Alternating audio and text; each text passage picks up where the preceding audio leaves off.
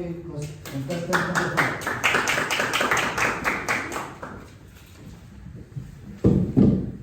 The air was cold.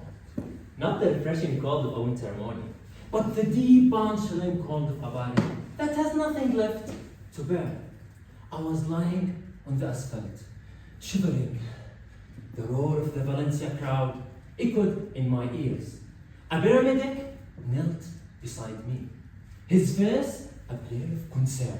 He wrapped me in silver, crinkly, thermal blanket. It was meant to give me warmth, but all I felt was the crushing weight of exhaustion. My first full marathon was over. My time was sub 3 hours. I had won! But as I lay there, I realized something terrifying. I had lost. Fellow Toastmasters and distinguished guests, have you ever said yes to something only to realize that the yes was the easy part? Yes, yes. The commitment, the follow-through, and the cost of that yes, that is the marathon. For years, my message was the power of yes. Say yes to the opportunity. Say yes to the challenge. I said yes so many times. And I thought I was building a life. Turns out, I was just building an impressive Google Calendar. But that blanket taught me the truth. Every yes is a no to something else. And I had said no to the only thing I needed the most. My own warmth and strength. My marathon began a year earlier. I said yes to the Valencia Marathon, the fastest course in the world. I said yes to a startup. I said yes to a vice president position. Somewhere along the way, I became a yes man. My life became a brutal, beautiful, and self-inflicted test. Running 100 kilometers a week, early mornings, with little sleep. I was building a life of quantity. I was collecting titles. I was collecting yeses the way influencers collect likes.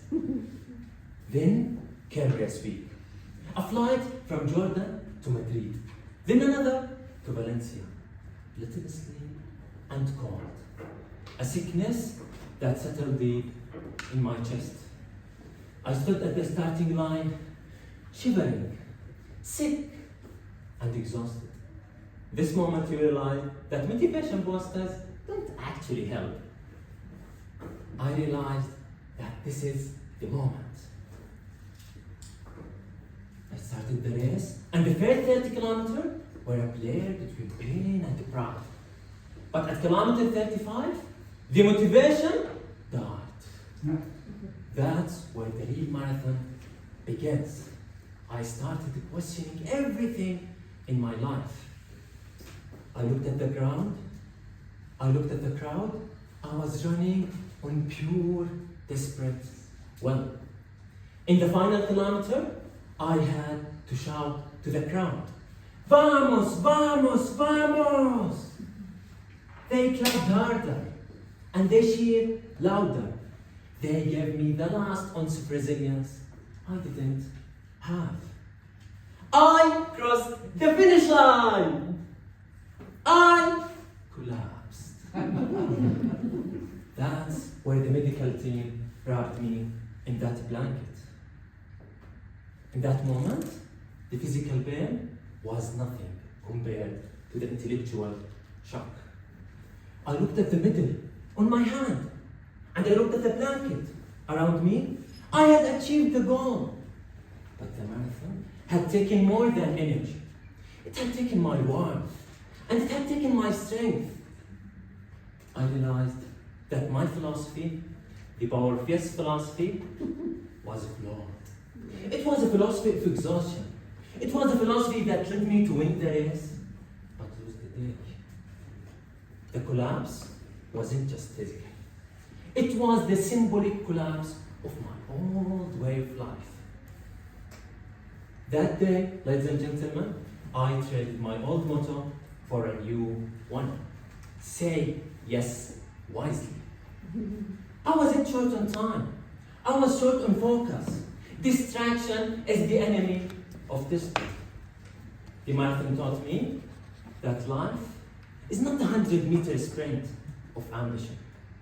It's a long run of patience, endurance, and consistency. And you cannot be consistent if you are constantly running on empty. Friends, every one of us has a marathon waiting. It may be a goal you are chasing, a dream you have delayed, or a relationship you are fighting to heal. And more importantly, what's the cost of your yes? Today, I challenge you to protect your energy and choose your yes with intention. Be patient with yourself and find the courage to say no to everything else. Because your life is a message to the world. Make it worth reading and say yes wisely. Contest, Jeff.